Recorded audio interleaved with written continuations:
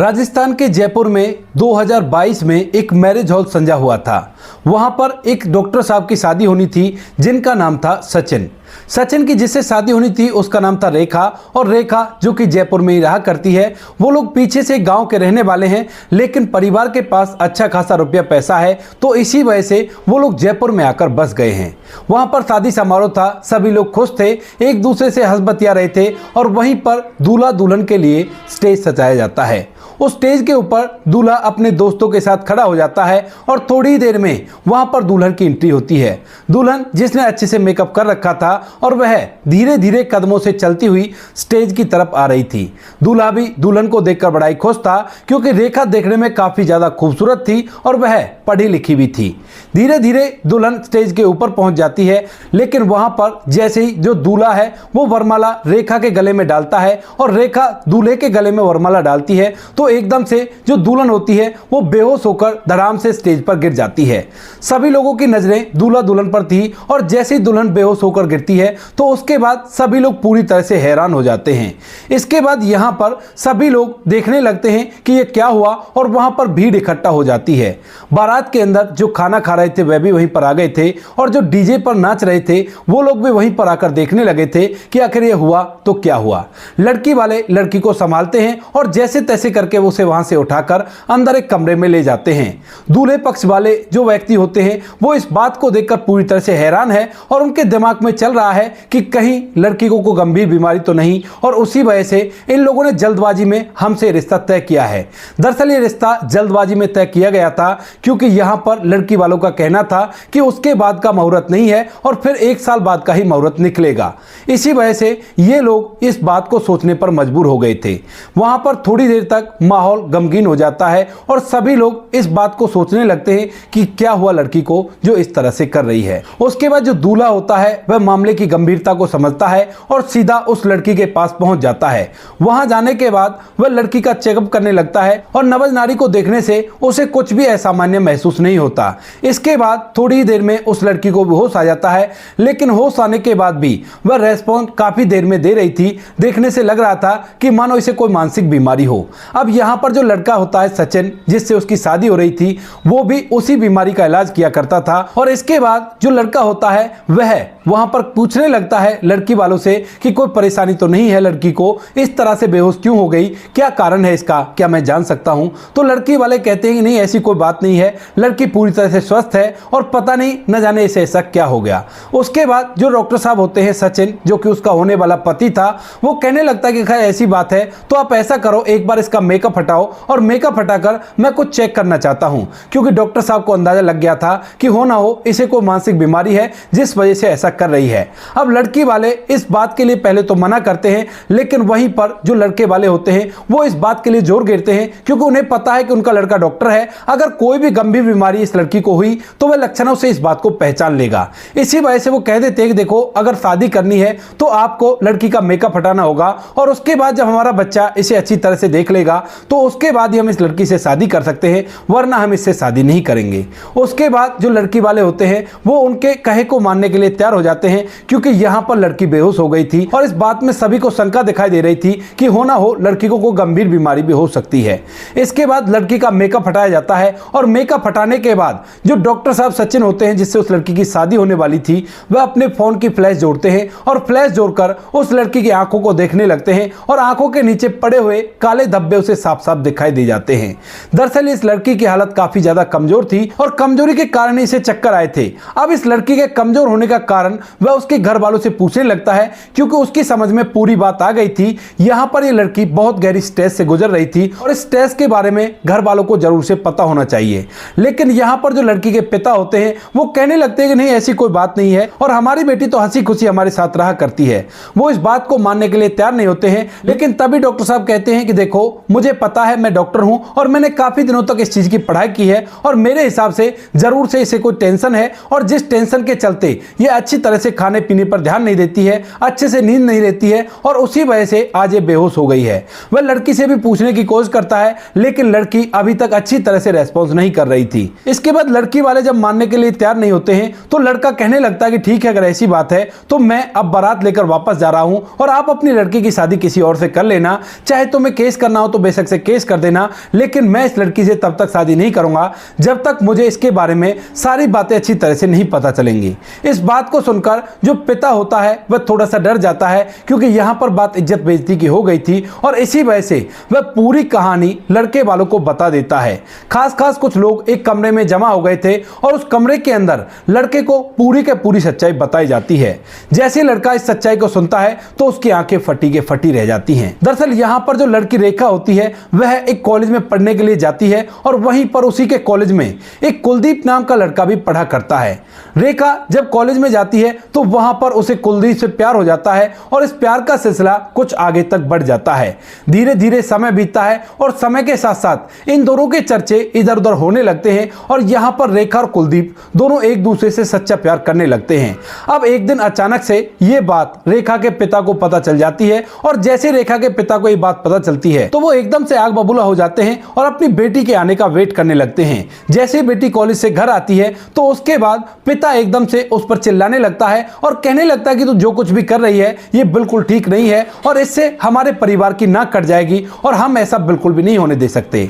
अब इसके बाद रेखा कंफ्यूज हो जाती है और पूछने लगती है कि पिताजी मैं ऐसा क्या कर रही हूं जो आप ऐसा कह रहे हो। तो पिता बताते हैं कि तेरी करतूत के बारे में शर्मा जी के लड़के ने सब कुछ मुझे बता दिया है, जो कुछ भी तुम कॉलेज के अंदर किया करती हो। इसके बाद जब रेखा को पता चलता है कि पिताजी को पता चल गया है तो वह उस लड़के के बारे में अपने पिता को बताने लगती है और कहती है कि पिताजी मैं उससे बहुत ज्यादा प्यार किया करती हूं और उसके बिना अपने जीवन की कल्पना भी नहीं कर सकती। यह बात सुनकर पिता और भी ज्यादा आग बबूला हो जाता है और वहां पर रेखा का बड़ा भाई भी होता है, वह भी उसे धमकाने लगता है और कहने लगता है कि तूने समझ क्या रखा है, हम लोग गांव के हैं और यह बात अगर गांव में पता चलेगी तो हमारी कितनी बदनामी होगी, तुम्हें जरा भी ख्याल है इस बात का। लेकिन रेखा कुलदीप से सच्चा प्यार कर बैठी थी और उसके बाद वह अपने घर वालों से कहने लगती है कि मैं उसी से शादी करना चाहती हूं और उसी के साथ जीवन को व्यतीत करना चाहती हूं। इस बात को सुनकर रेखा की मां भी वहां पर आती है और जैसे ही वो ऐसा कहती है तो वह एक जोरदार चाटा अपनी बेटी को लगा देती है और कहती है कि खबरदार अगर तूने ये वर्ड दोबारा से अपने जबान पर लाया और चुपचाप आज से तू घर के अंदर ही रहेगी और तुझे घर से बाहर बिल्कुल भी नहीं निकलना है। तुम्हारे पिता तुम्हारे लिए एक अच्छा सा लड़का ढूंढेंगे और उस लड़के से तुम्हारी शादी करा देंगे, क्योंकि अगर तुझे ऐसे ही छोड़ दिया तो तू हमारी नाक कटवा कर रहेगी। यानी कि सीधी सीधी बात थी, घर वाले अब जबरदस्ती उसकी किसी और से शादी कराना चाहते हैं और इसी वजह से उन्होंने रेखा को घर पर कमरे के अंदर बंद कर दिया था। रेखा अब कुछ कह भी नहीं सकती क्योंकि मां उस पर पिटाई भी लगा सकती है और यहां पर जो पिता और भाई होते हैं वो लोग इस बात के सख्त से सख्त खिलाफ थे। इसके बाद यह बात कुलदीप को पता चलती है और जब कुलदीप रेखा से मिलने के लिए उसके घर पर आता है तो उसके बाद जो रेखा का भाई होता है वह बुरी तरह से उसकी पिटाई कर देता है और कहता है कि खबरदार अगर दोबारा से तू यहां पर आया और अपने जबान से रेखा का नाम भी लिया तो तुझे कहां गायब करवा दूंगा ये तुझे पता भी नहीं चलेगा और चुपचाप यहां से निकल जा। उसके बाद जो कुलदीप होता है वह चुपचाप वहां से निकल जाता है क्योंकि कुलदीप के पास ज्यादा कुछ नहीं था, उसके तो एक छोटा सा घर था और पिता की सरकारी नौकरी थी जिसी के दम पर वह अपनी पढ़ाई लिखाई कर रहा था और आगे किसी रोजगार को करना चाहता था। अब रेखा और कुलदीप दोनों एक दूसरे से अलग हो जाते हैं और माता पिता बार बार उसे कहा करते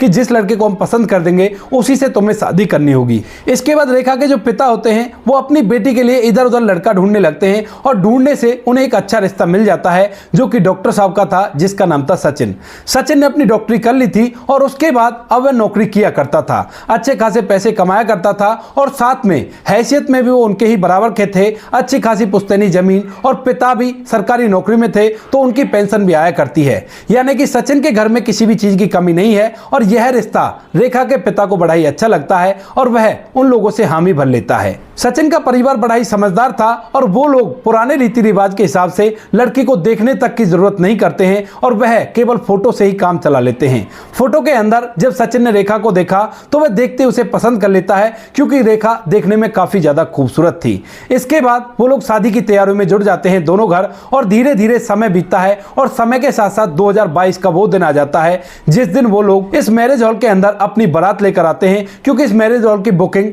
रेखा के माता पिता ने की थी और पूरी कहानी के बारे में लड़के वालों को पता चल जाता है। लड़के वाले बड़े ही समझदार थे और इसी वजह से वो इस शादी को करने से साफ साफ मना कर देते हैं। इस बात को सुनकर सुनकर रेखा के जो माता पिता और उसके भाई होते हैं वो थोड़े से हैरान और परेशान हो जाते हैं, लेकिन फिर भी वो अपनी इज्जत को बचाने के लिए कहने लगते हैं कि नहीं, ऐसा नहीं हो सकता और आप ही लोगों को इससे शादी करनी होगी, क्योंकि आप लोगों ने रिश्ता तय किया है और अगर आप अब शादी से मना करोगे तो हम पुलिस को बुला रहे हैं। लेकिन तभी जो सचिन होता है वह मुस्कुराने लगता है और कहता है कि अंकल जी देखो, पुलिस को बुलाने के लिए तो मैं भी बुला सकता हूं और यहां पर ये जो बात आपने मुझे बताई है, इस बात के बेस पर आपको भी सजा मिल सकती है जब आप ऐसा इस लड़की के साथ कर रहे हो। मैं थोड़ी सी बात इस लड़की से करूंगा और उसके बाद ही ये लड़की मेरी बात को मानने के लिए तैयार हो जाएगी, क्योंकि अभी इसे डर लग रहा है कि आप लोग इसे कुछ कहोगे, लेकिन यहां पर मैं चाहूं वो कर सकता हूं। तो भलाई इसी में होगी कि उस लड़के से कांटेक्ट करो और उसको फौरन से यहां पर बुला लो। इससे आपके जितने भी गेस्ट आए हैं उनके सामने आपकी बेटी की शादी भी हो जाएगी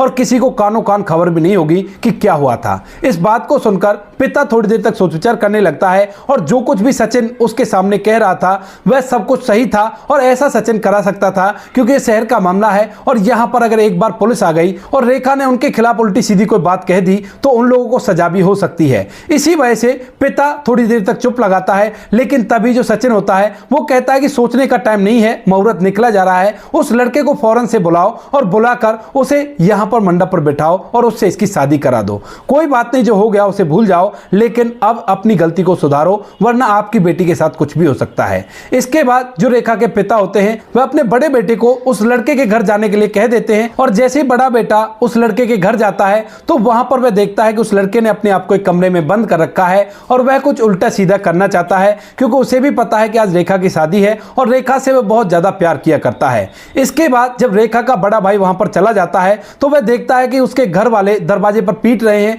लेकिन वो अंदर से दरवाजा नहीं खोल रहा। तो रेखा का भाई जाता है और जाने के बाद कहने लगता है कि अरे भाई कुलदीप, बाहर निकलो और तुम्हारी आज शादी है और तुम्हें मेरे साथ चलना होगा। इस बात को सुनकर कुलदीप को अपनी कानों पर विश्वास नहीं होता और वो कहने लगता है कि कौन हो तुम और इस तरह से मुझसे क्यों कह रहे हो। तो उसके बाद वह कहता है कि मैं रेखा का बड़ा भाई हूं और मैं तुम्हें लेने के लिए आया हूं, क्योंकि रेखा तुमसे ही शादी करेगी और वह स्टेज पर बेहोश हो गई थी और उसके बाद लड़के वालों ने कह दिया है कि उसी लड़के से इसकी शादी कराओ। इस बात को सुनकर जो कुलदीप होता है वह दरवाजा खोलता है और दरवाजा खोलने के बाद यहां पर रेखा के भाई के साथ गाड़ी में बैठकर वहां से सीधा उस जगह पर चला जाता है जहां पर रेखा की शादी हो रही थी। साथ में उसके घर वाले भी आ गए थे, क्योंकि उन्हें डर था कि बेटे के साथ कुछ गलत ना हो जाए। और वहां पर जाकर वो देखते हैं कि सच में ही ये जो लड़का कह रहा था वो सच है। और इसके बाद कुलदीप को दूल्हे की ड्रेस पहनाई जाती है और उसको मंडप पर बैठा दिया जाता है। अब जैसे ही जो लोग उसके गांव की तरफ से आए थे शादी में, वो ये देखते हैं कि दूल्हा बदल गया है, तो उसके बाद कानाफूसी होने लगती है। लेकिन तभी जो सचिन होता है वह उसी स्टेज पर चढ़ता है और वहां से डीजे से एक माइक कनेक्ट करवाकर अपने पास मंगा लेता है।